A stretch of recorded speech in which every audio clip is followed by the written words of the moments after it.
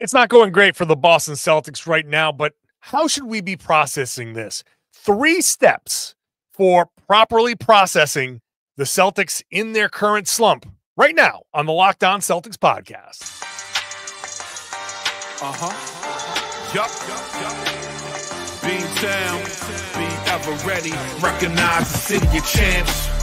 Back to back, if I say it, it's stamped. Locked on number 19, the best one, the next one. Juice loose in your pool now for the next run. It's the C's, who else could it be? What they gon' say now? Screaming like JT, Karalis, recap the madness. Every game, every practice. Best daily pod, no cap like Brad Beckett. Clutch like Jrue to KP, tap in daily. Primetime dapping D White on the sideline. Raining J's, how it started, raising banners, how we finished. Locked on Celtics pod, home of the winners.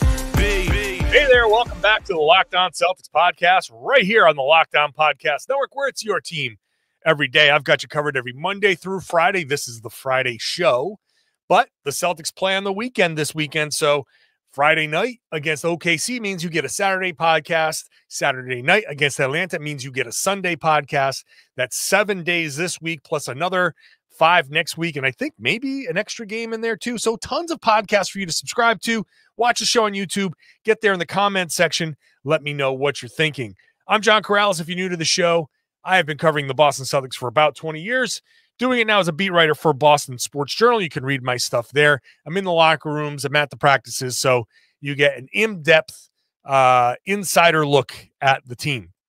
Today's show is brought to you by FanDuel. From the first whistle to the final drive, FanDuel makes NFL playoffs even more exciting. Right now, new customers can bet $5 and get $300 in bonus bets if you win your first bet. That's FanDuel.com. Go there to get started. Today, we're going to talk about processing the Celtics situation. I was very negative after their loss against the Toronto Raptors, and I think for good reason. I do not regret my reaction to that. They played like garbage. I think they came out with almost no intent on playing hard for this game. So it was a gross game. And look, the Celtics are playing 500 ball over the past more than a dozen games or so. This is not what a championship team looks like. But I think, because I just did a Q&A on Boston Sports Journal, I've seen comments in the YouTube page, I've seen stuff on social media. There is like a lot of like angst here. So today's show, we're going to go through 3 steps that I think will help you properly process the situation. So they are as follows, and you see them on the bullet points on my left-hand side, or the right side of your screen, my left over there. Step 1, react, but don't overreact. Step 2, give them the room that they have earned. Step 3, don't worry about the competition, Cleveland or OKC. So those are your three bullet points. Those are your 3 segments. Let's start at the beginning. React, but don't overreact. Feel free. I mean, I'm not here to tell you how to be a fan. That's not what this is. I'm not telling you how to be a fan. I'm helping you process where they are, right? I'm trying to give you a level of perspective so you can say, okay, maybe my reaction has gone this step too far, or maybe it hasn't. But when I say react and don't overreact, I mean, no, they do not need to change schemes. They are not broken as far as their offense or their defense right now. No, they do not need to trade anybody. I know there are people out there that are having like very strong reactions and saying certain guys need to go, or that in general trades need to be made. But no, they do not need to do that. And I'm already starting to see it. No, they do not need to make any sort of coaching change. Okay. So let's go to the beginning here. They do not need to change anything schematic. I think their offense is the offense that they ran last year. I think it's still good offense. The bottom line to me with all of this is they're not executing it extraordinarily well right now. When they are executing it well, we see them make shots. We see them get to the rim. We see them do all of that stuff. They have all 3 levels working. We've seen it this season. So it's not that it's not the scheme. I am not looking at the Celtics trying to do something that I'm like, oh God, that's not working. I'm not looking at the Celtics running a particular offense. I'm like, why are they running this? No, I'm seeing laziness. I'm seeing the team not cutting, not moving, not putting themselves in position to make easy plays. They're just not moving, right? This is the fatigue / malaise. So schematic stuff, no. The schematic stuff is fine. The game plan is fine. So no need to worry about that. They do not need a big trade, right? They do not need to get rid of anybody in their rotation. Despite what some people might be screaming somewhere along the way. And if they continue to play like this over the next week or so, I'm sure those calls will start to get a little bit louder. The Celtics do not need to make a trade. They do not need to make a big trade. They don't need a shakeup in general, right? There are questions that I've gotten about, hey, when teams normally get like this, a trade really shakes them up. But that's if the Celtics have been playing 500 basketball all season. The Celtics are still, it is important to remember, third in the East and still at a 70% win clip, despite them playing 500 ball recently. They are, that's how good they were at the beginning of the season. They don't need to shake up anything in general. Could they use more help off the bench? Well, I mean, you can say that about any team, but yeah, I could say the Celtics with Sam Hauser not at his absolute best, and maybe the Celtics kind of down a wing. They never got anybody for O'Shea Brissett, and he was the one guy that was getting like a little bit of time here and there. So I'm not opposed to Jaden Springer going at the trade deadline, which I do believe is going to happen. I do believe that I don't think Jaden Springer is ending the season with the Boston Celtics. I feel pretty good about that trade happening in some regard, either going to a team into cap space or an exception for a second round pick, like handing out a second round pick to the receiving team, or maybe finding a way to get in on a 3-team, multi-team deal where they can bring back a player for Jaden Springer without having to attach a pick. One of those two things, I think the Celtics would prefer to get a player back just straight up. And maybe there are players out there that the Celtics can target, but one way or the other, I don't think Springer is coming back. And that is a possible way to add a 9th guy to the rotation, a 10th guy. So that's possible. And I don't think that there's any reason to even entertain the thought of a coaching change, but just to put it out there, this is not the Celtics tuning out Joe Mazzulla.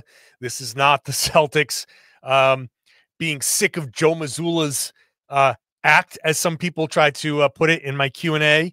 I do believe that there are people out there who have an opinion of Joe Mazzulla, and they happen to just be projecting that onto the players. They'd be like, oh, the players must be sick of his stuff. Like, okay, you clearly don't like how Joe Mazzulla interacts with the media. So, no, Joe's not going anywhere. That's pretty obvious that he's not going anywhere.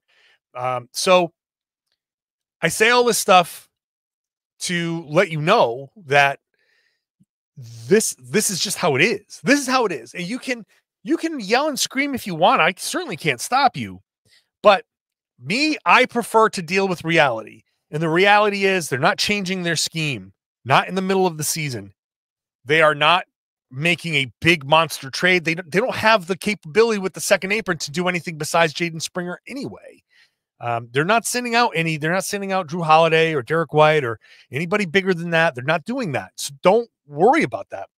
If that's what you're going to scream and yell in the comments, just understand, like, you're asking for something that's not going to happen. You might as well ask for Zeus to come down from Mount Olympus and start at power forward for the Celtics, which, I think he'd be good, but not going to happen.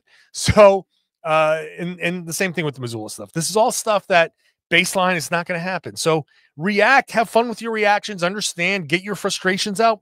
But the overreactions aren't going to help you. They're only going to frustrate you. And so that's the situation. Step 2, give them the room that they have earned. The Celtics have earned the right to play through this. We'll talk about that when I come back. Today's show is brought to you by Robinhood Gold. With Robinhood Gold, you can enjoy the VIP treatment, receiving a 3% IRA match on retirement contributions. The privileges of the very privileged are no longer exclusive. With Robinhood Gold, your annual IRA contributions are boosted by 3%, plus you also get 4% APY on your cash in non-retirement accounts. That's over 8 times the national savings average. The perks of the high net worth are now available for any net worth. The new gold standard is here with Robinhood Gold. To receive your 3% boost on annual IRA contributions, sign up at Robinhood.com/gold. Investing involves risk. 3% match requires Robinhood Gold at $5 a month for 1 year from first match. Must keep funds in IRA for 5 years. Go to Robinhood.com/boost. Over 8 times the national average savings account interest rate claim is based on data from the FDIC as of November 18th, 2024. Robinhood Financial LLC, member SIPC. Gold membership is offered by Robinhood Gold LLC. Thanks for making Locked On Celtics your first listen every day. Go check out Locked On NBA. Locked On NBA Game Night Fridays. It's me, it's Jake Madison. We're covering the whole night in the NBA, including Thunder, Cavs. Oh my God, what a grease fire that was for Cleveland. We'll talk about that and a whole lot more on Locked On NBA Game Night Friday. When you're done listening to this show, go listen to that one. However you listen to or watch the show, we're in the same place. All right, let's get back to this. Give the Celtics the room they have earned. They are the champs. I know that some people are saying, look, this is who the Celtics have shown themselves to be in prior years before winning the championship. Maybe they're just going back to that. I'm not going to dispute that necessarily, other than to say they started the season great. So maybe this is just your normal NBA malaise. Maybe this is just, hey, it's January, and yeah, we're at the halfway point, but there's still 42 games for them to figure this out. There's still plenty of time for the Celtics to play through this. So even though they've hit a skid, they have, as champions, earned the right to play through this. Very important to remember. The Boston Celtics won a championship just a few months ago. So they still have earned, I think, time. Now, I also understand the second apron is a looming kind of thing that we know is going to break up the Celtics. This is probably the last year with all of this entire team together. Maybe they run it back one more year. Maybe, but I doubt it. So I know that Celtics fans don't have that same kind of like, we're good, because you know that you're operating under a little bit of a timeline. That sword of Damocles is hanging over your head because they're going to have to make moves this summer, at the very least the following summer. But there is a very definite clock ticking. The hourglass, the sands are starting to, you can see the end through the hourglass there. There's not a lot of time left. So there's pressure. The fans feel the pressure. And so I understand the desire to be like, no, they have to win this championship now. I know they just won it, but they got to win this one. because Boston wants multiple championships. This is Boston. This is the Celtics. 18 banners, not enough. Got to be 19. And then you got to be 20. Got to make sure you put some room between you and the Lakers, because you never know when the Lakers are going to pull off some stupid thing, or if LeBron is going to do whatever LeBron does. You just never know, and you don't want to deal with it. Just put some room between you and the Lakers, more than one championship. I understand all of that stuff. But the Celtics have earned the right to play through this and not have to be like looking over their shoulder and worry. Like, I know in the moment, and we in the media are certainly prone to the roller coaster ride, but the Celtics are good. The Celtics, despite their last 15 games or so, are still a really good team. We've seen them play their absolute best. Remember, they played in the first half at OKC, played amazing basketball, and then they got stupid in the second half and they blew it. But that first half was one of the best halves we've played. That second, I think it was the second quarter in OKC, was one of the most amazing quarters I've seen them play. Maybe the best quarter they've played this season. That was recently. So we've seen the signs, and for the purpose of this, for the purpose of give them the room that they've earned, yeah, I am looking at that. I'm not looking at it as like a moral victory or anything like that. They lost. Give OKC credit. OKC beat them. The Celtics played stupid. They blew it. They deserve the criticism for that second half. But that first half was so damn good. And we've seen them play really good basketball. The Minnesota game was good. The win in Houston was good. Super impressive. I thought it was maybe the best win of the season. That was recent. That just happened a week ago. So don't get too caught up in this moment without the full perspective. They have shown how good they are. They have, by virtue of winning the championship, earned the right to go through this struggle, figure things out, figure out how to play with Porzingis. Porzingis came back and things changed. They have earned the right to figure that part out. How to play with Porzingis, how to play as a champion, how to play with the crown on your head that everybody wants and everybody's gunning for. And we can say they won a championship. They know what it takes to win a championship, but they don't know what it takes to win a championship as the champion, with everyone looking at you, and you're the absolute measuring stick for everybody, not just the bad teams. Now all the good teams it's OKC and Cleveland were playing.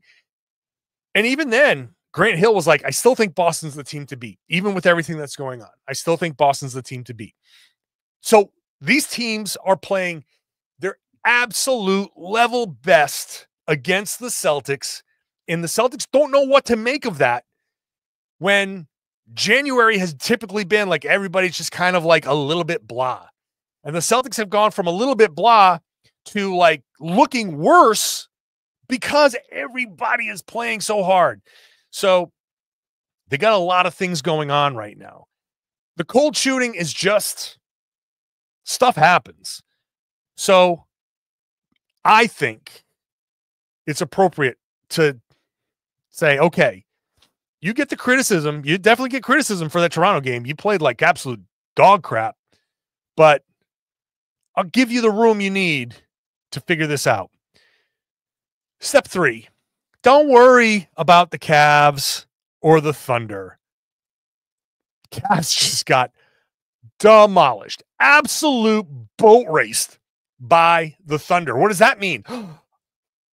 We'll go to step 3 when I come back. Today's show is brought to you by Skims. Skims makes underwear for men now. I was like, okay, I get it. Skim. My wife wears Skims. She loves it. It's the whole, Kardashian thing, but it's just that they make good stuff. And she's like, yeah, I just love it. So she buys it.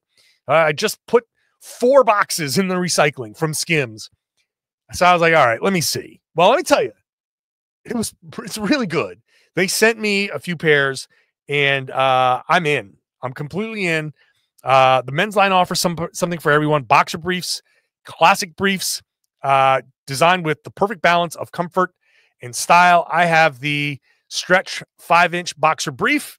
It's great because it's a daily underwear, but it's also a workout underwear, and it stays where it's supposed to stay. You're not walking around the gym, pulling and tugging and doing that like, oh, let me just adjust my shorts and try. Like, we know, everybody knows what we're doing. You're not doing that with the Skims. They're lightweight. The material feels amazing.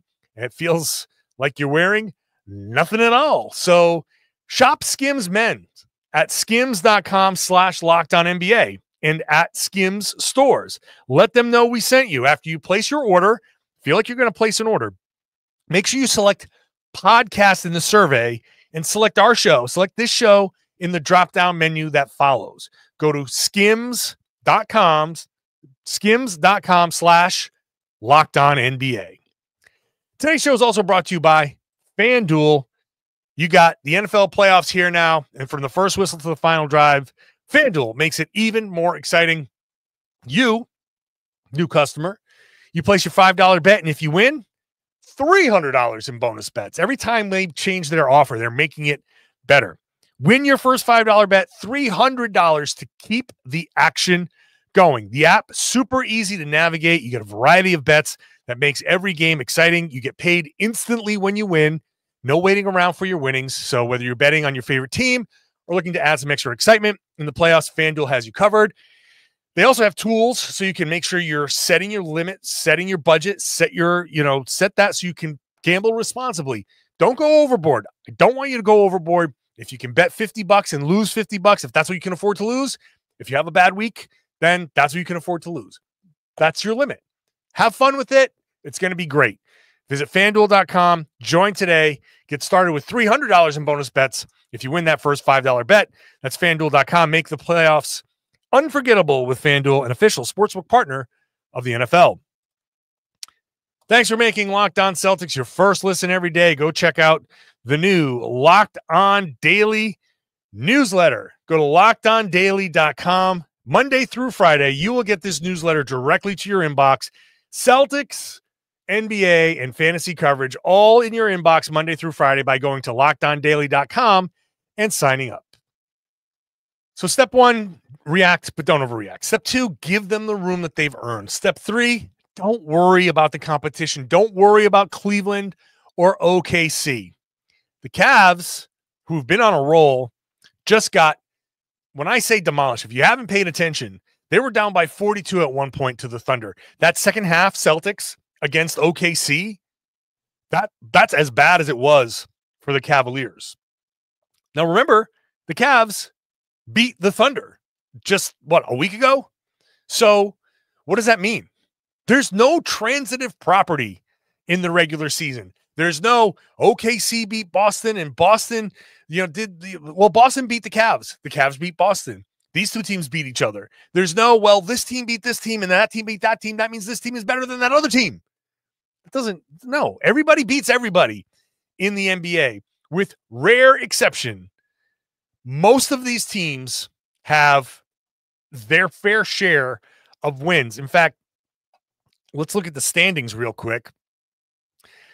The Wizards and Hornets are the only two teams with single-digit wins. Hornets have 9. Washington has 6. Everyone else has at least double digits. Utah Jazz, 10. Who expected them to win 10 games all season, right? The San Antonio Spurs, they got Wemby, but they're almost 500. Even the Portland Trailblazers are 13-26. It's not great, but they've won 13 games. They got to beat somebody. So these games, everybody is beating somebody. In fact, let's see. No one in the league has 0 wins against a 500 team. The Wizards have 3. The Hornets have 7. The Raptors have 7. The Pelicans have 4. The Jazz have 5. The Blazers have 9.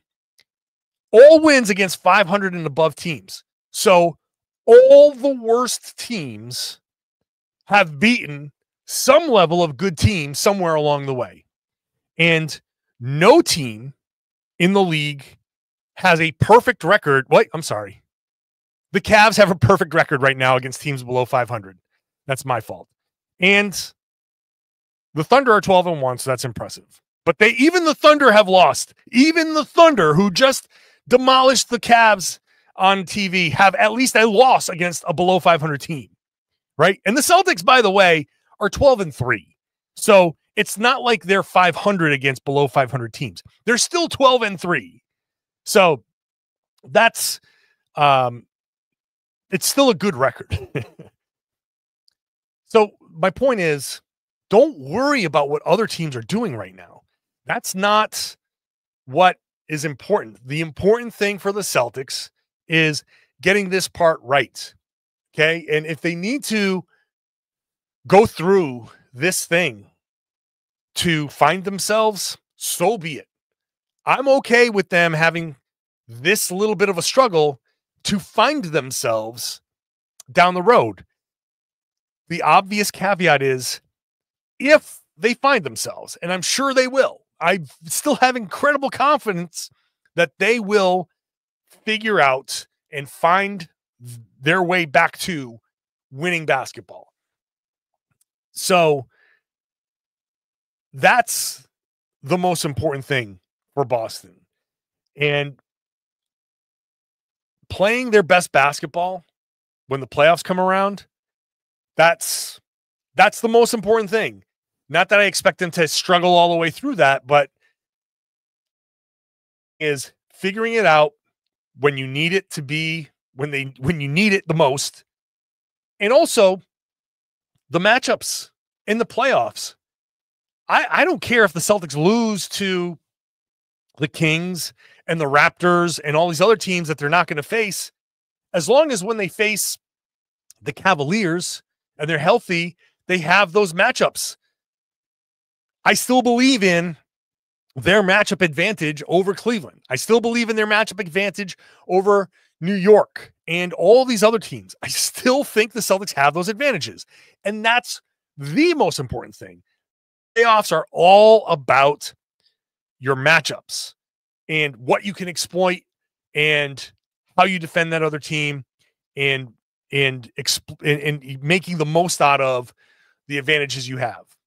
So even if their struggles last a little bit, they have these advantages in April and May and June, and they're playing well in April and May and June, then they still have a good chance. Now, again, I want to stress, I do not want the Celtics to struggle in February and March and have it continue. They need to start building good habits for sure. But for the purposes of processing where they are right now, it's important to understand that this is a long way to go. So in conclusion, the Celtics are in a rough patch. The Toronto loss was easily their worst loss of the season. It's easily their most frustrating. It's certainly, I was upset after that loss. You should be too. I don't blame you for being upset. But there are elements of that loss that while they piss you off, you have to understand that your frustration is not their frustration. Just because you feel a certain way doesn't mean they feel the same way.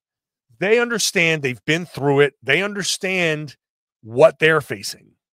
And they happen to be going through a lot of things at once. They've gone incredibly cold, like ridiculously stupid cold from the field.